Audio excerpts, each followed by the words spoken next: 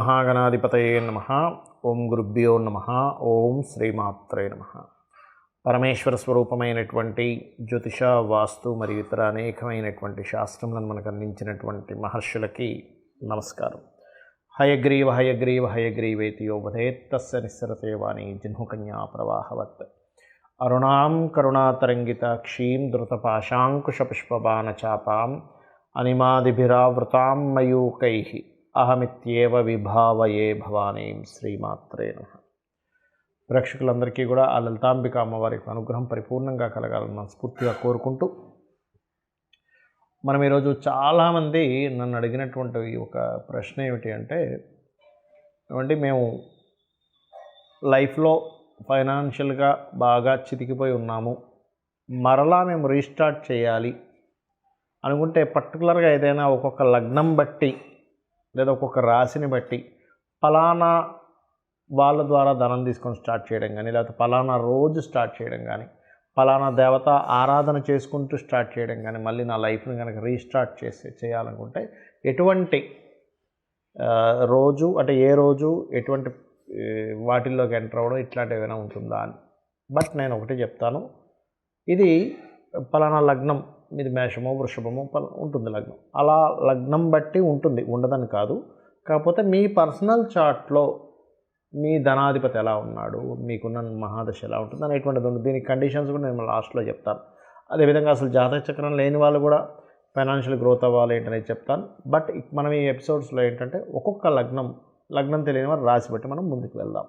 కర్కాటక లగ్నము, కర్కాటక రాశి. కర్కాటకం అంటేనే అలర్ట్నెస్, చాలా కేర్గా ఉంటారండి. ఎమోషన్స్, మదర్లీ నేచర్ ఇవి ఉండేటువంటి మీకు ధనం అనేటువంటిది ఏ రూపంలో వస్తుంది? మీకు ధనాన్ని ఇచ్చే కారకుడు, మెయిన్ బేస్ కారకుడు రవి, అంటే సన్.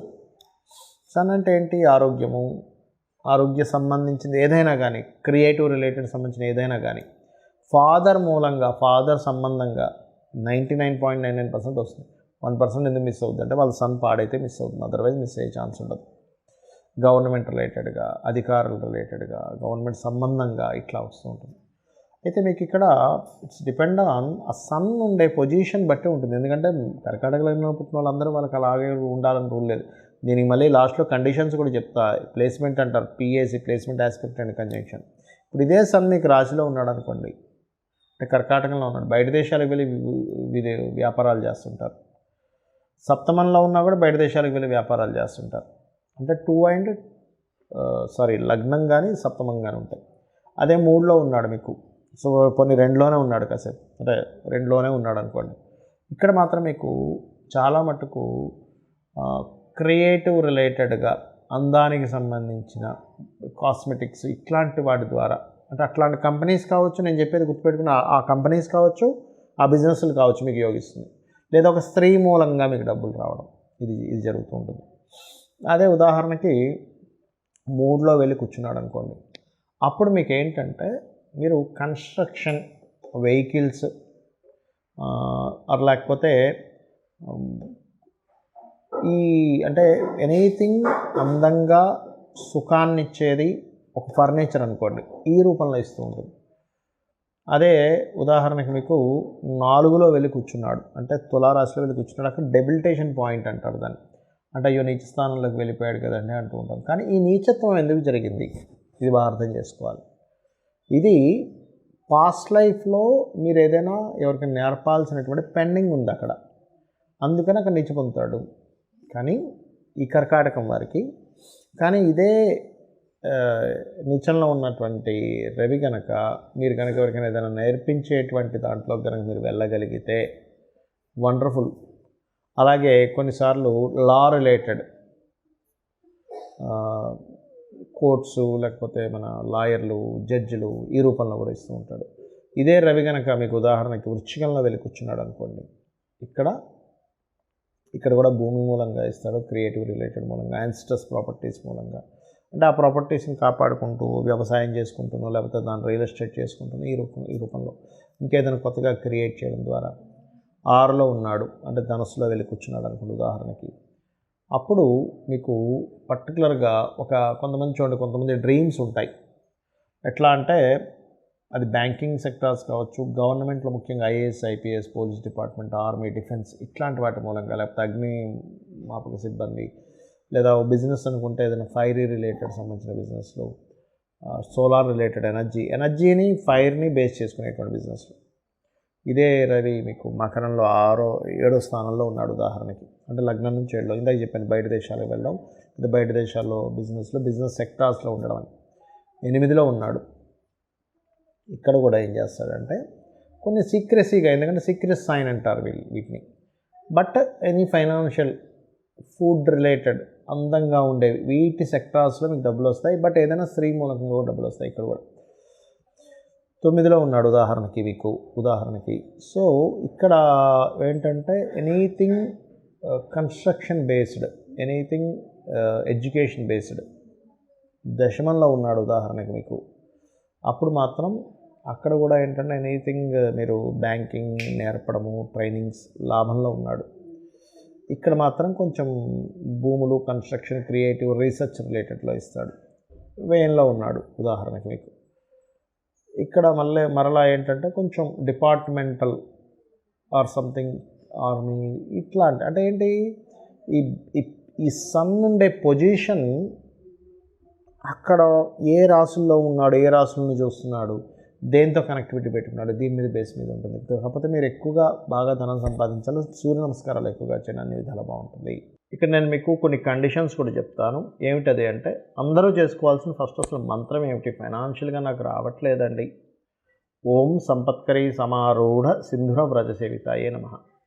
లేదు బాగా అప్పులున్నాయి, గొడవలున్నాయి, ఆ గొడవలు తీరిగితే కానీ నాకు డబ్బులు రావంటూ ఉంటారు. అలాంటప్పుడు నవవిద్రుమ బింబశ్రీ ఞక్కారి రతనచ్చద, దీనికి ముందు ఓము, లాస్ట్లో నమః కలుపుకోండి. ఓం నవవిద్రుమ బింబశ్రీ ఞక్కారి రతనచ్చదాయే నమః. అయితే ఇక్కడ మనకు కొన్ని కండిషన్స్ ఉంటాయి. ఏమిటది అంటే ప్రతి మనిషికి కూడా ఫైనాన్షియల్గా మంచి స్టేజ్కి వెళ్ళాలని అనిపించాలి కూడా. మనకు శాస్త్రాలు కూడా చెప్పింది ఏమిటంటే పురుషుడు ఖచ్చితంగా 1 సంవత్సరం సరిపోయేంత ధనాన్ని అతను ఎప్పుడూ క్యారీ చేస్తుండాలట. అది కూడా ఎవరు? గృహస్థు, సన్యాసుల గురించి కాదు నేను చెప్పేది.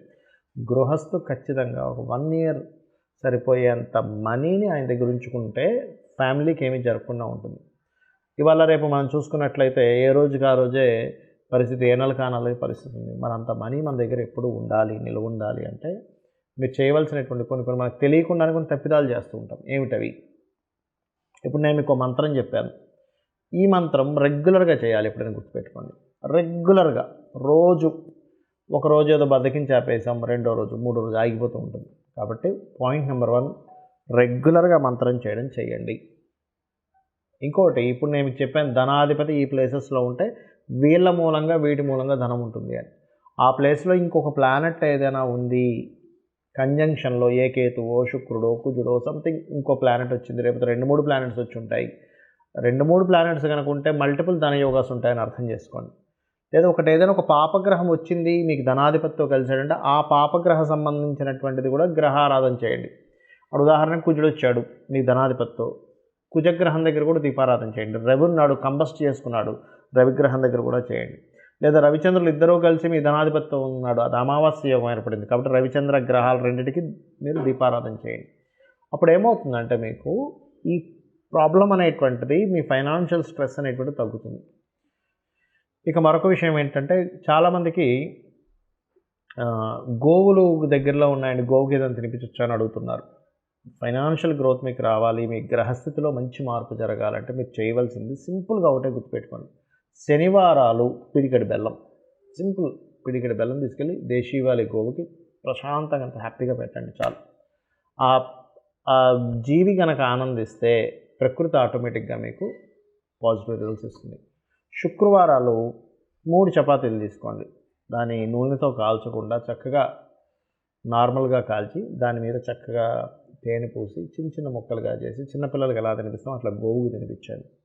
3 సంఖ్యకి గురువు కారకుడు, తేనెకి శుక్రుడు కారకుడు, గురు-శుక్రుల సంబంధం ఈ ఫైనాన్షియల్ గ్రోత్. అలాగే ఇక్కడ మరొక విషయం ఏంటంటే మీరు తెలియకుండానే కొన్ని మిస్టేక్స్ చేస్తాం, చెయ్యకూడని పనులు చేస్తూ ఉంటాం. మనం ఎన్నో పూజలు చేస్తుంటాం, ఓ పక్క చేయకూడని పనులు చేస్తుంటాం. ఏమిటవి? అందుకే ఫైనాన్షియల్ క్రంచ్ కూడా ఏర్పడుతూ ఉంటుంది. గుర్తుపెట్టుకోండి. 1,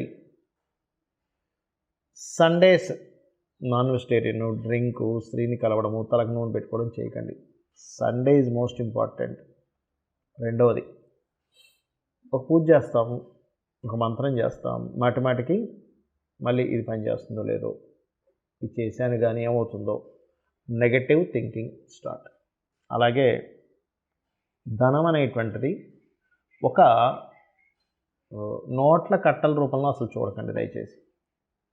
ధనం దేన్ని ఆశ్రయించి ఉంటుంది? ఒక స్కిల్ని ఆశ్రయించి ఉంటుంది. డబ్బులు ఎప్పుడు కూడా ఒక స్కిల్ని ఆశ్రయించి ఉంటుంది. మీకు డబ్బులు ఎక్కువ కావాలి అంటే ఎక్కువ స్కిల్స్ నేర్చుకోవాలి. ఇది మెయిన్ పాయింట్. మీ దగ్గర పలానా ఇది ఉంది, ఒక బిజినెస్ మ్యాన్ దగ్గరికి వెళ్ళి మీరు చెప్పారు, నా దగ్గర ఒక గొప్ప ఐడియా ఉంది, దీని ద్వారా మీ యొక్క బిజినెస్ డబల్ అవుతుంది అన్నారు. వెంటనే అతను మిమ్మల్ని అవును అయితే నువ్వు నా దానిలో కొంచెం జాబ్ చేసి చూపించు అంటాడు. మీరు చూపించగలిగారు, ఏమవుతుంది? మీ యొక్క వాల్యూస్ పెరుగుతాయి. అంటే ఏమిటి? డబ్బు సంపాదించాలంటే ఎవరైనా కానీ స్కిల్స్ పెంచుకుంటుండాలి. దీని బీజం అది. ఇంకోటి ఏంటంటే డబ్బుని చాలామంది ఏం చేస్తారు, ఒక రేంజ్లోకి వెళ్ళంగానే చప్పబడిపోతారు. అది చాలా పెద్ద మిస్టేక్. అరే నేను ఆ రోజులు చాలా బ్రతికాను, దాని తర్వాత ఎందుకు నేను పతనం అయ్యాను అంటుంటారు. బికాజ్ ఆఫ్ అప్డేట్ లేకపోవడం. ఎప్పటికప్పుడు అప్డేట్ చేసుకోవట్లేదు వాళ్ళని వాళ్ళు. ఎప్పుడైతే మనం అప్డేట్ చేసుకోవడం ఆగిపోతామో ప్రకృతి, ఈ వరల్డ్ అనేది ఆగదు, వెళ్ళిపోతూనే ఉంటుంది. మనం అక్కడ ఆగిపోయాం, ప్రపంచం ముందుకు వెళ్ళిపోయింది. ఇది గుర్తుపెట్టుకోండి. నేను చెప్పిన పరిహారాలు చేసుకోండి, 100% మీరు లైఫ్లో సక్సెస్ అయి తీరుతారు. ఇంకా ఎక్కువ సమస్యలు ఉన్నాయండి, అసలు మైండ్ పని చేయట్లేదు అంటుంటారు చాలామంది. అసలు ఏం చేయాలో అర్థం కావట్లేదు, షివరింగ్గా ఉంది, బోల్డ్ క్రెడిట్ కార్డ్స్ అయిపోయాయి, చాలా ఇబ్బందిగా ఉంది. ఉదయం సాయంత్రం 2 సార్లు లలితా సహస్రనామాలు యూట్యూబ్లో పెట్టుకొని చక్కగా జస్ట్ ధ్యానంలో కూర్చొని ఇక్కడ ఆ కాన్సన్ట్రేషన్ ఇక్కడ చేస్తూ అలా కూర్చోండి. మీ మైండ్ ఫస్ట్ సెట్ అవుతుంది. ఎందుకంటే నేను చాలామందిని చూస్తుంటాను, బోల్డ్ అప్పులు, క్రెడిట్ కార్డులు వాడేసి, అది వాడేసి, ఇది వాడేసి, అవి ఎలా కట్టాలో అర్థం కాక వాళ్ళ ఫోన్ నుంచి తప్పించుకొని ఇలాంటివన్నీ పడుతున్నారు. అప్పులు మీకు పూర్తిగా పోవాలంటే ఓం అపర్ణాయై నమః ఈ మంత్రం చేయండి. ఖచ్చితంగా మీరు ఆ యొక్క అమ్మవారి అనుగ్రహంతో మరలా పూర్వవైభవాన్ని మీరు పొందుతారు.